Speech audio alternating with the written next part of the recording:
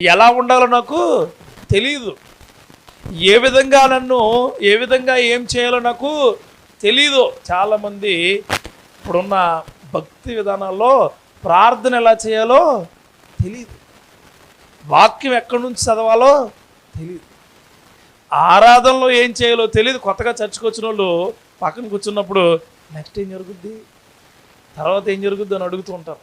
ఎందుకు మరికి తెలియదు. అప్పుడు నువ్వు ఎలా చూస్తావంటే అంటారు. అంటే ఏంటి? ఎట్కారం. నేర్పితే నేర్చుకోవలసిన భక్తి చాలా ఉంది. ఆ భక్తి నేర్చుకునే తత్వం మనకు రావాలా. ఎప్పుడు వస్తుందంటే నువ్వు దేవుణ్ణి నీ కట్టడలు నాకు నేర్పు ప్రభు అంటేనే వస్తుంది. ఇంకోటి, ఎంత గొప్ప పెద్ద పుస్తకాల్లో గొప్ప రాసినా నేర్పేవాడు ఒకడు ఉండాలి నీకు. దేవుడికి స్తోత్రం కలుగును గాక. అది నీ సేవకుడి యొక్క ప్రసంగం నుంచే నీకు వస్తుంది. ఎవడో కాదు, మనోడే. నేను చాలా ఆనందపడ్డాను. ఎందుకు చెప్తున్నాను? ఆ మనోడిని పోగొట్టలే, మనోడు చేసిన ఆరాధనను పొగుడుతున్నాను. దేవుడికి స్తోత్రం కలుగును గాక. ఎందుకంటే దేవుడికి చెందింది. తర్వాత నేను గొప్పగా అప్రిషియేట్ చేయాల్సింది ఏమీ సేవకుడు. ఎందుకంటే ఆయన నడిపింపు అలాంటి నడిపింపు. ఆయన్ని పోగొట్టలేదు.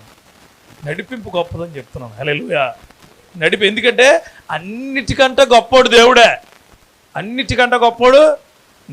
నేర్పించేవాడు, నేర్చుకునేలా చూసేవాడు, బోధించేవాడు, బోధనిచ్చేవాడు, ఆ బోధనికి ఏ విధంగా అప్లై అవుతుందో చెప్పేవాడు కూడా దేవుడే. ఇంకెవరో లేరు. నేను ఈ మాటలో మీకు చెప్పడానికి గొప్ప కారణం ఏంటంటే